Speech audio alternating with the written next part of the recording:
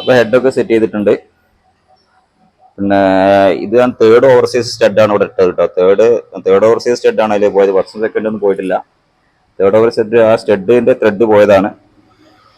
അപ്പം torque tight ചെയ്യാന്നുള്ള വളരെ നിർബന്ധം. ഇതെല്ലാം ഈക്വലായി ടൈറ്റ് ചെയ്യണം കേട്ടോ എല്ലാ സ്റ്റഡും. ഗ്യാസ്കറ്റ് പോണ വിഷയങ്ങൾ ഏതെങ്കിലും ഒരു സ്റ്റഡിന് ലൂസിന്റെ അപ്പം അറിയാൻ പറ്റും നമുക്ക്.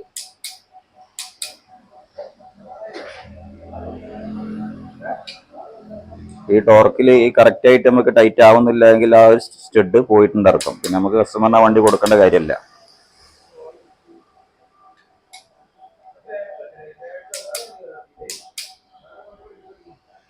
ഷോർട്ട് ടൈറ്റ് ചെയ്യുമ്പോൾ ഓപ്പോസിറ്റ് ടൈറ്റ് ചെയ്യാം കേട്ടോ. ഓക്കെ, അപ്പൊ ഇത്രയാണ് ഈ കാര്യങ്ങൾ കേട്ടോ. ഇത് ശ്രദ്ധിക്കാൻ ഇത്രയേ ഉള്ളൂ. ഇനി ബാക്കിയുള്ള റോക്കർ പിന്നെ ഇടുക, ടേപ്പ് റോഡ് ഇടുക, ഡവർ ഫിറ്റ് ചെയ്യുക, അത്രയേ ഉള്ളൂ.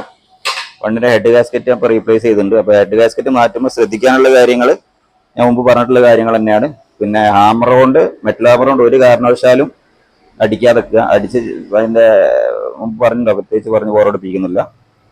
പിന്നെ ബാക്കിയുള്ള കാര്യങ്ങൾ ടോർക്ക് ടൈറ്റ് 6 ട്യൂബുലർ നെറ്റാണ് വരുന്നത്. 4 ട്യൂബുലർ നെട്ടും 2 അവിടെയും വരുന്നത്. 1 2 3 4 1 അവിടെ അങ്ങനെ 6 വരുന്നത് കേട്ടോ. അത് 6 ഈക്വലായി ടോർക്ക് ആയിരിക്കണം. എങ്കിലേ ഹെഡ് ഗാസ്കറ്റിന് കറക്റ്റ് സീറ്റിംഗ് ആവുള്ളൂ. ഹെഡ് ഗാസ്കറ്റ് ഭാവിയിൽ പോകാതിരിക്കുള്ളൂ കേട്ടോ. Okay, thanks for watching.